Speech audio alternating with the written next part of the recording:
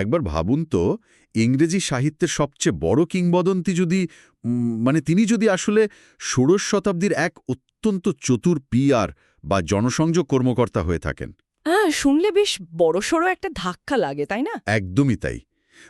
যিনি কিনা রাজপরিবারের রাজনৈতিক হত্যাকাণ্ড আর ওই যে বৈধতার সংকট, সেটা ধামাচাপা দেওয়ার কাজ করছিলেন। হ্যাঁ, কারণ আমরা তো শেক্সপিয়ারকে সাহিত্যের এক দেবতার আসনে বসিয়ে দেখতে অভ্যস্ত। কিন্তু কিন্তু যখনই তার লেখা সমসাময়িক ইতিহাস আর মানব মনস্তত্ত্বের গভীরতম অন্ধকার দিকগুলোর দিকে একটু নিরপেক্ষভাবে তাকানো যায়, তখন সেই নিখুঁত দেবতার মূর্তিতে অনেকগুলো ফাটল চোখে পড়ে। ঠিক এই কারণেই আজকের এই গভীর আলোচনায় আমরা পাঠ্য বইয়ের সেই চিরচেনা শেক্সপিয়ারের মূর্তিটা পুরোপুরি ভেঙে ফেলতে যাচ্ছি। নাটক, ঐতিহাসিক দলিল আর তার পরিচয়ের বিতর্ক নিয়ে আমরা এমন কিছু উৎস ঘেটেছি যা প্রমাণ করে যে তিনি কেবল আবেগ বা প্রেমের কথাই লেখেননি। তা তো বটেই, বরং অত্যন্ত সুকৌশলে সমসাময়িক প্রপাগান্ডাকে একেবারে শিল্পের রূপ দিয়েছিলেন। তো চলুন একদম শুরু থেকেই এই জটটা খোলা যাক। মানুষটার নিজের পরিচয় নিয়েই তো শতাব্দীর পর শতাব্দী ধরে এক বিশাল ধোঁয়াশা।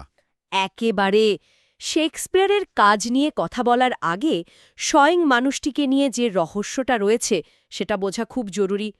1564 থেকে 1616 সাল পর্যন্ত তার জীবনকাল। সমস্যাটা হলো হ্যাঁ, সমস্যাটা ঠিক কোথায়? সমস্যাটা হচ্ছে স্ট্র্যাটফোর্ড অপন অ্যাভনের মতো এক সাধারণ শহরের একজন দস্তানা নির্মাতা, গ্লাভস মেকারের ছেলে কিভাবে রাজদরবারের আদব কায়দা সম্পর্কে জানলেন, অত্যন্ত জটিল আইনি পরিভাষা কিংবা রাজকীয় কূটনীতি নিয়ে তার এত নিখুঁত জ্ঞান এলো কোথা থেকে? এটাই তো সবচেয়ে বড় খটকার জায়গা। আধুনিক যুগের ইন্টারনেটে আমরা যেমন নানা কনস্পিরেসি থিওরি দেখি না, এই লেখকের পরিচয় নিয়ে বিতর্কটা ঠিক তেমনই। একদম ঠিক বলেছেন। উৎসগুলো ঘাঁটলে দেখা যায় আসল লেখক হিসেবে প্রায় ৮৮ জন বিকল্প মানুষের নাম উঠে এসেছে। হ্যাঁ, সংখ্যাটা শুনলে অবাক হতে হয়। ভাবা যায়, ফ্রান্সিস বেকন, ক্রিস্টোফার মার্লো, এমনকি স্বয়ং রানী এলিজাবেথের নামও আছে ওই তালিকায়। একটা সাধারণ পরিবারের মানুষের পক্ষে কি সত্যি এই মাপের সাহিত্য রচনা করা একেবারে অসম্ভব ছিল? আসলে ব্যাপারটা কিন্তু শেক্সপিয়ারের যোগ্যতার অভাব নয়। এর পেছনে আছে ১৯ শতকের সমাজ ব্যবস্থার একটা অভিজাত মানসিকতা। আচ্ছা, সেটা কেমন? এই পরিচয়ের বিতর্কের সূত্রপাত কিন্তু শেক্সপিয়ারের জীবদ্দশায় হয়নি। ১৯ শতকের মাঝামাঝি সময়ে এসে যখন শেক্সপিয়ারকে একেবারে দেবতার মতো পূজা করা শুরু হলো, হ্যাঁ, রোমান্টিক যুগে। ঠিক তখন সমাজের উচ্চবিত্ত শিক্ষিত শ্রেণীর পক্ষে এটা মেনে নেওয়া খুব কঠিন হয়ে দাঁড়ায় যে এত কালজয়ী উচ্চাঙ্গের সাহিত্য কোনো সাধারণ গ্রামের মানুষের মস্তিষ্ক প্রসূত হতে পারে। ও, বুঝতে পেরেছি। ব্যাপারটা অনেকটা এমন যে আমাদের এই দামি জিনিসটা কোনো সাধারণ মানুষের তৈরি হতেই পারে না, একটা স্নোবরি আর কি। ঠিক তাই।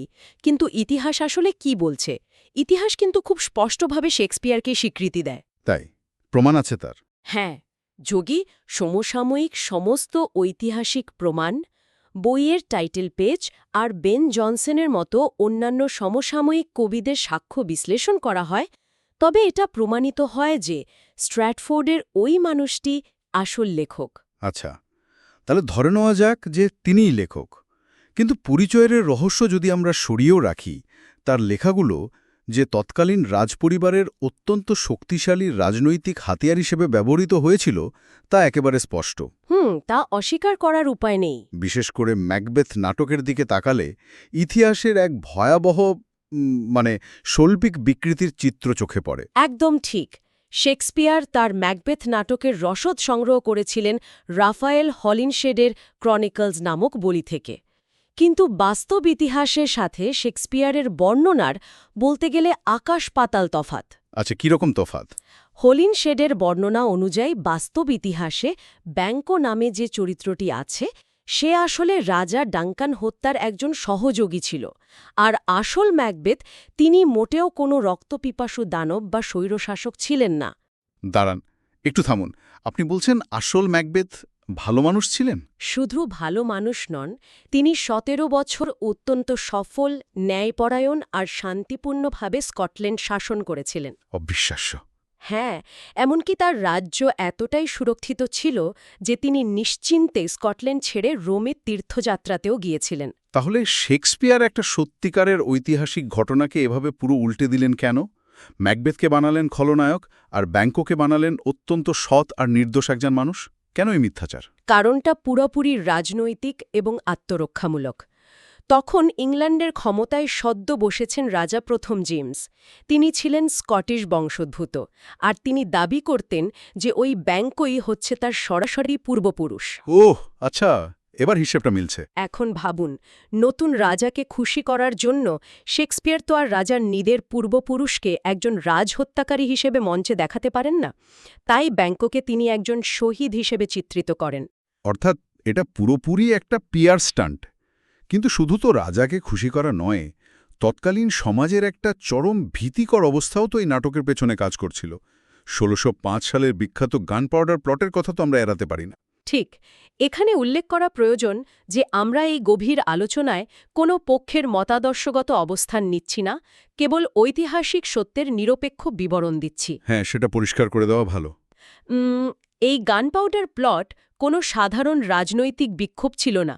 একদল চরমপন্থী ক্যাথলিক জেজুইট রাজা জেমস এবং পুরো সংসদ ভবনকে বারুদ দিয়ে উড়িয়ে দেওয়ার পরিকল্পনা করেছিল। এটা তো সাংঘাতিক।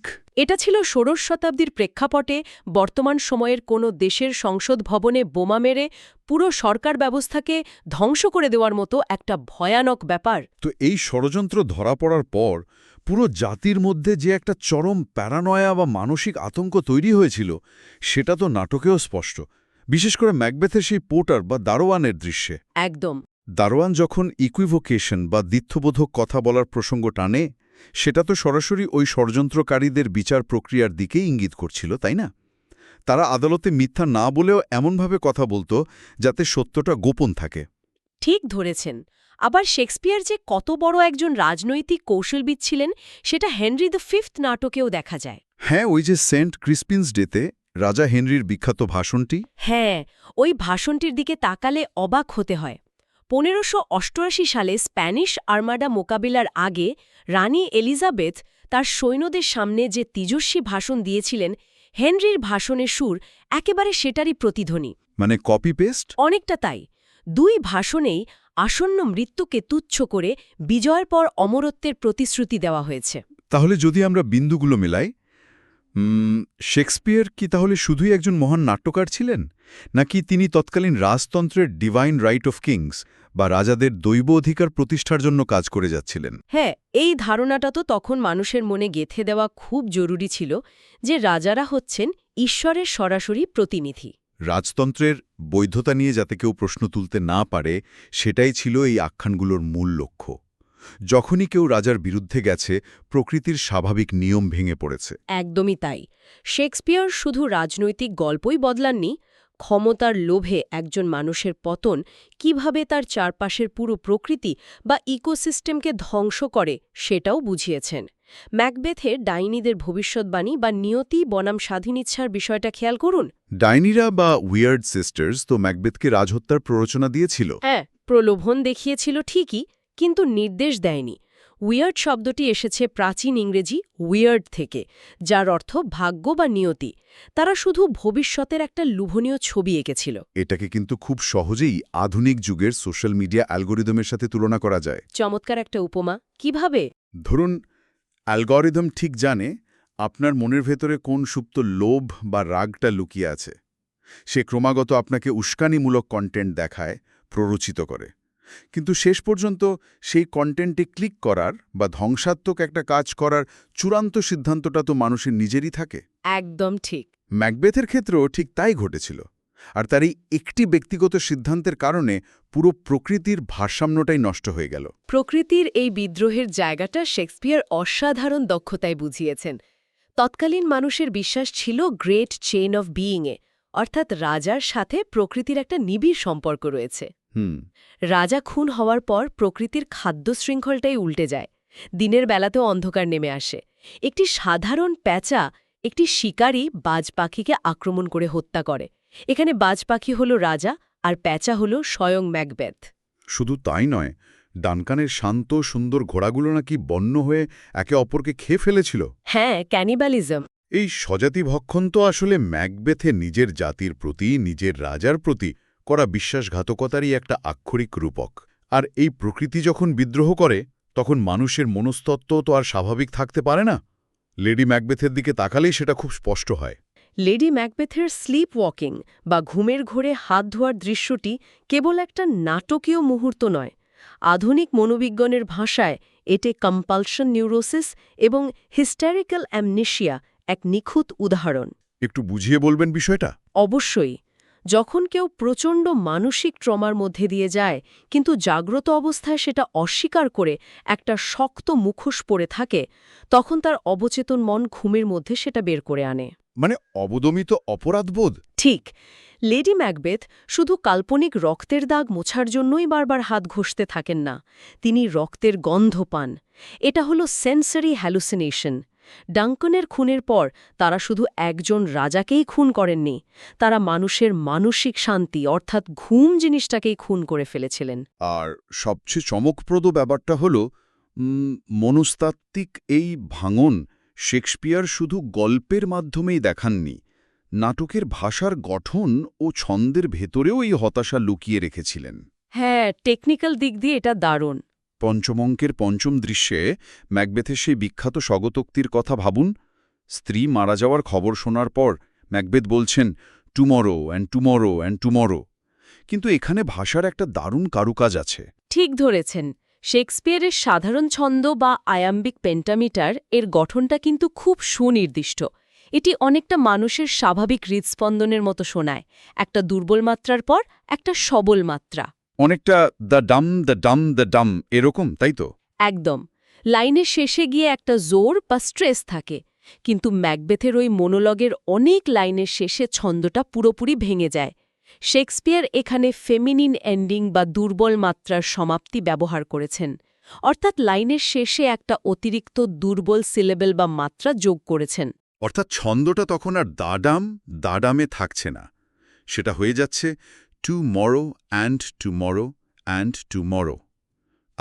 শেষে এসে যেন পুরো জোরটা হঠাৎ করে পড়ে যাচ্ছে। ঠিক এই পতনটাই হচ্ছে মূল বিষয়। এই ছন্দপতন আসলে ম্যাকবেথের আত্মবিশ্বাসের অভাব, চরম হতাশা আর মানসিক বিপর্যস্ত অবস্থাকেই আক্ষরিক অর্থে ফুটিয়ে তুলেছে। মানে শব্দের কাথুনি দিয়ে ভেতরের অবস্থাটা বোঝানো। হ্যাঁ, শেক্সপিয়ার ছন্দের এই পতন দিয়ে একজন স্বৈরা শাসকের ভেতরের শূন্যতাকেই যেন শব্দরূপ দিয়েছেন। ম্যাকবেথ বুঝতে পারে যে নৈতিকতা বিসর্জন দিয়ে ক্ষমতার শিখরে ওঠার পর তার প্রাপ্তির খাতা সম্পূর্ণ শূন্য। জীবন তার কাছে তখন একটা অর্থহীন ছায়া। ট্র্যাজেডিতে আমরা যেমন একজন ক্ষমতালোভী ব্যক্তির ভেতরের এই হাহাকার আর শূন্যতা দেখি, শেক্সপিয়ারের কমেডিতে কিন্তু সমাজের আর একটা অন্ধকার দিক ফুটে ওঠে। সেটা হলো সমাজের কাঠামোগত নিষ্ঠুরতা। খুব সত্যি কথা। দ্য মার্চেন্ট অব ভেনিস নাটকটি তো একটা কমেডি, কিন্তু এর ভেতরে বহিরাগতদের প্রতি যে চরম বৈষম্য দেখানো হয়েছে তার রীতিমতো শিউরে ওঠার মতো। এখানেও ঐতিহাসিক প্রেক্ষাপটটা পরিষ্কার করা দরকার। ঐতিহাসিকভাবে ইউরোপে ইহুদিদের প্রতি থাকা বিদ্বেষ এবং শাইলকের চরিত্রটি কিভাবে সেই বিদ্বেষের শিকার, আমরা তার একটি সম্পূর্ণ নিরপেক্ষ বিশ্লেষণ করছি। এই নাটকটি তৎকালীন ভেনিসের সমাজ ব্যবস্থা এবং সম্পদের ওপর নির্ভর করে তৈরি হওয়া সম্পর্কের একটা জটিল রূপ তুলে ধরে। এই সমাজ ব্যবস্থাকে কিন্তু একটা আধুনিক কর্পোরেট মনোপলি বা একচেটিয়া ব্যবসার সাথে খুব সুন্দরভাবে তুলনা করা যায়। আচ্ছা, সেটা কিভাবে? মানে যারা সমাজের ভেতরে আছে সেই খ্রিস্টান চরিত্রগুলো নিজেদের মধ্যে মূলধন ঘোরাচ্ছে, বিয়ে করছে, ফুর্তি করছে, কিন্তু শাইলকের মতো বহিরাগতদের তাদের প্রয়োজন শুধু ব্যবসার ঝুঁকির সময় টাকা ধার করার জন্য। তারা বহিরাগতর মূলধন ঠিকই ব্যবহার করবে, কিন্তু তাকে নিজেদের বোর্ডের সদস্য হতে দেবে না, বরং তাকে একঘরে করে অপমান করবে। এর পেছনে ভেনিসের আর্থসামাজিক আইনগুলো কিভাবে কাজ করত সেটা বোঝা জরুরি। তৎকালীন খ্রিস্টান আইন অনুযায়ী সুদে টাকা খাটানো বা ইউজারি সম্পূর্ণ নিষিদ্ধ ছিল, কিন্তু ব্যবসা চালানোর জন্য তো নগদ অর্থের প্রয়োজন। হ্যাঁ, টাকা তো লাগবেই। তাই সমাজ বাধ্য হয়ে ইহুদি সম্প্রদায়কে এই সুদে টাকা ধার দেওয়ার পেশায় ঠেলে দিয়েছিল, কারণ তাদের জন্য অন্য সম্মানজনক পেশার দরজা বন্ধ ছিল। আবার এই কাজটা করার জন্য পুরো সমাজ তাদের চরম ঘৃণা করত। এটা তো একটা বহাবহ ফাঁদ। সমাজ নিজেই একজনকে একটা পথে ঠেলে দিচ্ছে, আবার সেটার জন্যই তাকে শাস্তি দিচ্ছে। পোর্টিয়া এবং বাসানিওর আংটির রূপক বা প্যারাডক্স অফ দ্য রিংয়ের বিষয়টা খেয়াল করলে দেখা যায় সেখানেও ভালোবাসা আর ব্যবসার একটা অদ্ভুত সংমিশ্রণ। আংটিটি আসলে বিবাহ এবং সামাজিক বাধ্যবাধকতার মধ্যে এক অদ্ভুত দ্বন্দ্ব তৈরি করে। পোর্টিয়া আংটিটি দিয়ে বাসানিওকে তার প্রতি অনুগত থাকতে বাধ্য করে, আবার ছদ্মবেশে সেই আংটিটি ফেরত নেয়। মানে পুরোটাই একটা ট্রানজ্যাকশন। হ্যাঁ, এখানে বিবাহ কোনো আবেগ নয়, বরং এটি একটি নিরেট আর্থিক চুক্তি বা ফাইন্যান্সিয়াল কন্ট্রাক্ট হিসেবে দেখানো হয়েছে। আর শাইলকের সেই বিখ্যাত সংলাপ, হ্যাথ নট আ জু আইজ, আমাদের তো সবসময় শেখানো হয়েছে যে এটি নাকি মানবতার এক মহান আবেদন। আমি নিজেও সবসময় এটাই ভেবে এসছি। এই আলোচনাগুলো আমাদের দৃষ্টিভঙ্গি পাল্টে দেয় ছিটিখানে। সংলাপটির পেছনের প্রেক্ষাপটটি যদি আমরা দেখি, তাহলে বুঝব এটি আসলে কোনো মানবতার বা সহনশীলতার আবেদন ছিল না। তাই নাকি? না, শাইলক এই কথাগুলো বলছিল তার নিজের নিষ্ঠুরতার সপক্ষে যুক্তি হিসেবে। সে বোঝাতে চাইছিল, তোমরা সমাজের ভেতরের মানুষেরা যেমন আঘাত পেলে নির্দয়ভাবে প্রতিশোধ নাও, আমিও ঠিক তেমনই প্রতিশোধ নেব। ও আচ্ছা, অর্থাৎ এটা একটা ভিশিয়াস সার্কেল বা দুষ্টু চক্রের প্রমাণ। একজন যে ঘৃণা ছড়ায় সে পাল্টা ঘৃণাই ফেরত পায়। এবং নাটকের শেষে আন্টোনিওর চরম একাকিত্বও কিন্তু একটা বার্তা দেয়। কেমন বার্তা? সবাই যখন জোড়ায় জোড়ায় মিলিত হচ্ছে, আন্টোনিও তখন একা দাঁড়িয়ে। তার আর শাইলকের মধ্যে একটা অদ্ভুত মিল আছে। তারা দুজনেই এই তথাকথিত আনন্দময় সমাজ থেকে বহিষ্কৃত। সমাজ, রাজনীতি, মনস্তত্ত্ব আর ইতিহাসের এত এত দ্বন্দ্ব আর নিষ্ঠুরতার মাঝেও কিন্তু শেক্সপিয়ার একটা জায়গায় ঠিকই অমরত্বের সন্ধান পেয়েছিলেন, আর তা হল তার শব্দ, তার কবিতা। একদম ঠিক জায়গায় এসেছেন। সনেট 18-র কথাই ধরা যাক। Shall I compare thee to a summer's day. আমরা সবাই জানি এটা একটা রোমান্টিক কবিতা, কিন্তু আশ্চর্যের বিষয় হল এই কবিতায় আসলে প্রিয়জনের রূপের চেয়ে কবিতার নিজের অমরত্বের কথাই বেশি বলা হয়েছে। সনেটটিতে শেক্সপিয়ার কিছু শব্দের অত্যন্ত সুকৌশলী দ্বৈত অর্থ ব্যবহার করেছেন, যেমন ওস্ট শব্দটি। এর মানে কি? এর অর্থ হতে পারে কোনো কিছু নিজের অধিকারে থাকা, আবার তৎকালীন আইনি পরিভাষায় এর অর্থ হতে পারে প্রকৃতির কাছ থেকে ধার করা কোনো কিছু যা একদিন সুদে আসলে ফিরিয়ে দিতে হবে। চমৎকার। আর আনট্রিমড শব্দটির ব্যবহারও তো দারুণ। হ্যাঁ, আনট্রিম শব্দটির অর্থ হতে পারে কোনো সাজসজ্জা বা সৌন্দর্য হারিয়ে যাওয়া, আবার সামুদ্রিক ভাষায় এর অর্থ হতে পারে জাহাজের পাল বাতাস অনুযায়ী ঠিকমতো না রাখা, অর্থাৎ প্রকৃতির বিশাল পরিবর্তনের কাছে মানুষের চরম অসহায়ত্ব। বুঝতে পারছি। একই সাথে কমপ্লেকশন বলতে শুধু মুখের চেহারা বোঝায় না, তৎকালীন চিকিৎসার শাস্ত্র অনুযায়ী মানুষের ভেতরের স্বভাব বা মেজাজকেও বোঝায়। শেক্সপিয়ার খুব ভালো করেই জানতেন যে গ্রীষ্মের দিন ফুরিয়ে যায়, প্রকৃতির নিয়মে মানুষ মারা যায়, মানুষের সৌন্দর্য ম্লান হয়ে যায়, রাজনীতি বদলে যায়, রাজারা আসেন এবং চলেও যান। ঠিক। কিন্তু তিনি তার শিল্পের শক্তি সম্পর্কে সচেতন ছিলেন।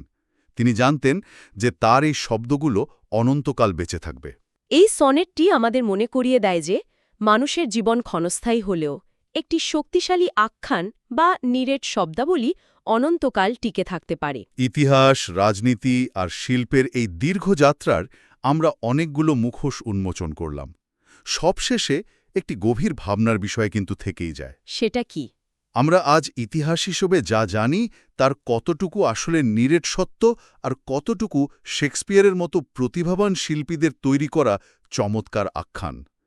আমরা কি অতীতকে মনে রাখি তার বাস্তবতার জন্য, নাকি যে গল্পগুলো অত্যন্ত সুকৌশলে আমাদের শোনানো হয়েছে তার অসীম সৌন্দর্যের জন্য?